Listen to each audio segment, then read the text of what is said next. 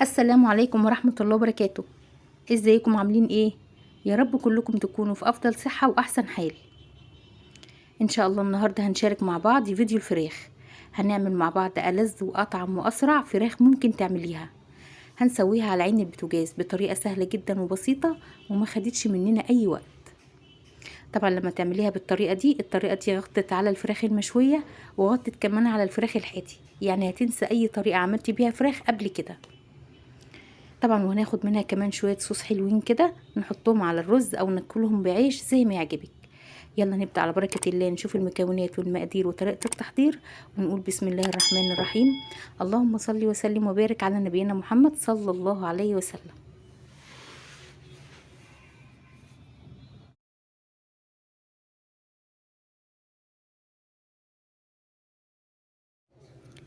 هنبدأ نعمل مع بعض تتبيلة الفراخ. هنعمل تتبيلة سهلة جدا وبسيطة، بس في الاخر بتديني طعم حلو جدا للفراخ.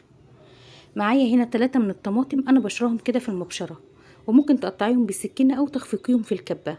معايا كمان بصلية كبيرة مبشورة، ممكن تبشريها برضو في الكبة او تقطعيها بالسكينة، مفيش مشكلة. هضيف عليها نص معلقة من الفلفل الاسمر المطحون، وهضيف كمان نص معلقة من الملح. هي دي التتبيلة اللي انا هتبل بيها الفراخ. تتبيلة سهلة جدا وبسيطة، بس المكونات دي لما بتمتزج مع بعض بتديني طعم مميز كده للفراخ بتاعتنا. هدعك كده كل المكونات دي بايدي، وهبدأ ان انا اتبل بيها الفرخة.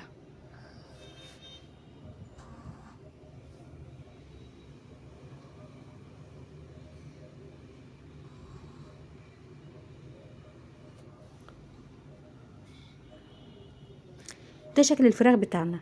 بصي الفراخ هنا هتلاقي لونها مبيض كده وشكلها حلو جدا وما فيهاش اي نوع او اي ريحه من الزفاره، لان طبعا انا غسلتها بمحلول نقع عباره عن ميه وخل وليمون وشويه صغيره جدا من الدقيق وملح.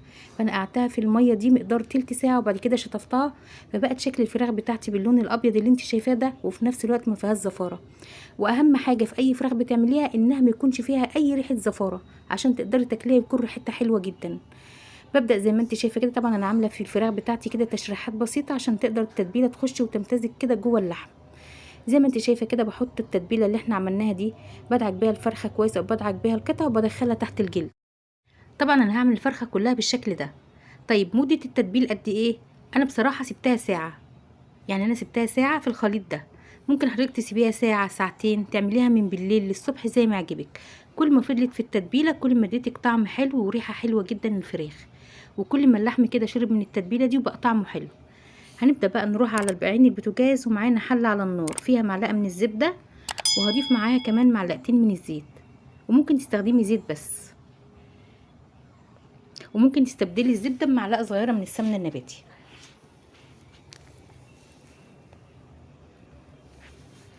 هنبدأ هنا نعمل بقى صدمة للفراخ. بعد الزبدة كده ما ساحت وخدت درجة كده من الحرارة، هنبدأ ننزل فيها الفراخ. لازم ننزل الفراخ في المادة الدهنية وهي سخنة جدا، علشان ما تنزليش اي مية في قلب المادة الدهنية. هنا انا بعمل صدمة للفراخ.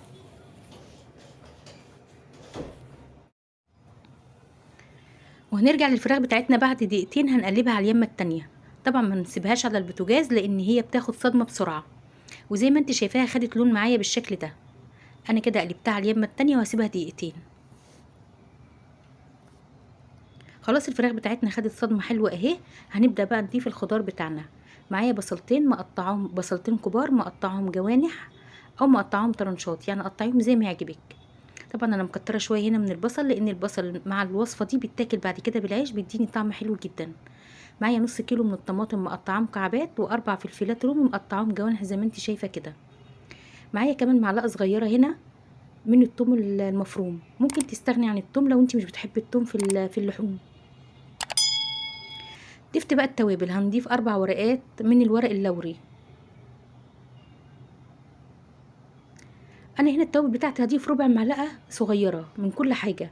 ربع معلقه فلفل اسمر مطحون، ربع معلقه بابريكا، ربع معلقه كزبره ناعمه، 3 أو 4 فصوص كده كبيبه صيني او البهارات الحلوه. دي سنه صغيره جدا من الجنزبيل، ما نكترش منه عشان ما يمررش. سنه صغيره جدا برضو من القرفه. معايا هنا برضو ربع معلقة من بهارات اللحمة، دي ربع معلقة برضو من الحبهان المطحون. انا كل التوابل دي هحطها لك في صندوق الوصف. معايا هنا كمان مكعب مرق الدجاج، وتقدري تستغني عنه، هو اختياري بس بيديني طعم حلو. حطيت كمان نص معلقة من الملح، ونخلي بالنا ان احنا في بداية التتبيلة كنا حاطين ملح، وفي نفس الوقت ان مكعب مرق الدجاج برضو بيكون فيه ملح. هقلب التوابل مع كل الخضار بتاعنا ده بالشكل اللي انتوا شايفينه ده، على نار هاديه بقى. يعني انا كده موطيه النار لحد ما كل الخضار بتاعنا ينزل ميته. اول ما الخضار ينزل ميته هعلي النار، هخلي النار متوسطه. هتضيفي ميه؟ لا انا مش هضيف ميه، لان الخضار والفراخ هتنزل ميتها وهتستوي في كل ده. ده كده بعد مرور ده كده بعد مرور ربع ساعه هنسيبها تكمل تسويتها، وهنرجع نشوفها مع بعض. خلاص الفراخ بتاعتنا بقت جوسه اهي، واستوت قدامنا وبقت طريه ما شاء الله تبارك الله. انت ممكن تخليها كده وتاكليها على كده، لكن انا لسه هكمل فيها شغل. منزله ألذ واطعم شويه صوص، ممكن تحطيهم على اي نوع من انواع الرز او المكرونات، او تاكليها بعيش زي ما يعجبك. معايا اي صينيه عندك، هاتي كل بقى الفراخ اللي احنا عملناها والصوص اللي احنا عملناه والخلطه اللي احنا عملناها دي، ونزلي كل ده كده في الصينيه. افرديهم بقى في الصينيه كده، ودخلي كل الصينيه بتاعتنا دي تحت الشوايه تاخد لون. ممكن حضرتك تقدميها بالشكل ده، هيكون شكلها حلو جدا في التقديم، لان هي واخده لون من الصدمه، وفي نفس الوقت يعني التتبيله مديها لون محمر كده، فشكلها برضو حلو. يعني انت ممكن تقدميها في طبق التقديم زي ما هي كده، لكن انا حبيت اديها لون كده تحت الشوايه عشان تبقى بالشكل اللي انت شايفاه ده. انت كده ما تبقيش عارفه هي فراخ حاتي ولا فراخ مشويه ولا فراخ في الفرن، يعني حاجه مفيش بعد كده. ده شكل الفراخ بتاعنا. يلا بقى نجيب طبق التقديم ونقدمها فيه، ونقطع كده قطع مع بعض ونشوفها عامله ازاي. الفراخ بتاعتنا طريه جدا، واخده لون حلو، وفي نفس الوقت جوسي، وفي نفس الوقت طعمها خطير يعني، وريحتها مش قادره اوصفلك طعمها ولا ريحتها. معايا كده شويه من الجرجير في طبق التقديم. هبدا بقى كده ارص الفراخ بتاعتي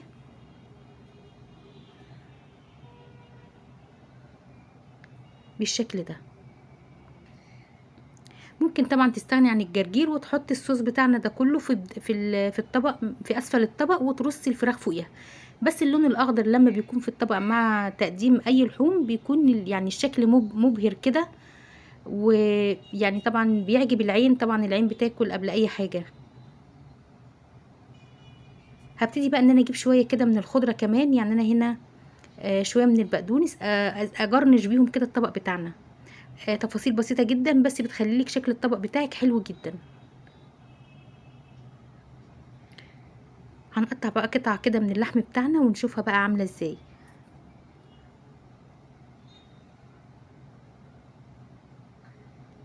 بجد تحفه. يعني ممكن تعملي معاها كمان سلطه الحاتي، بابا غنوج، طبق طحينه، طحينه الحاتي. ممكن تعملي بقى تقدميها مع اي نوع من انواع الرز، رز بسمتي، رز بالشعريه، رز ابيض، مع اي انواع من اي نوع كمان من انواع المكرونات، وخصوصا المكرونه المحمره. بجد يا جماعه هي تحفه جدا. هنبدا بقى نقطع قطعه كده ونشوفها جوسي وطريه، وبجد يعني هتعجبك جدا. وطريقه سهله وبسيطه، والتغيير حلو. يعني بنغير كده في انواع اللحوم اللي احنا بناكلها، بدل ما على طول بنعمل فراخ مسلوقه، ادينا بنغير في طعمها. شايفه الفراخ بتاعتنا دايبه دوب ازاي. هاخد بقى قطعه الفراخ دي، بس هعوصها كده من الصوص اللي معانا وتاكليها وبألف هنا والشفا. هوريكي بقى شكل الصوص بتاعنا اللي فاض منها. ده شكل الصوص بتاعنا. وبكده نكون انتهيت من الوصفه، ويا رب الوصفه تعجبكم. استودعتكم الله الذي لا تضيع ودائعه في حفظ الله. لو عجبك الفيديو ما تنسينيش في الاشتراك في صفحتي على الفيسبوك وفي قناتي على اليوتيوب. السلام عليكم ورحمة الله وبركاته. في حفظ الله.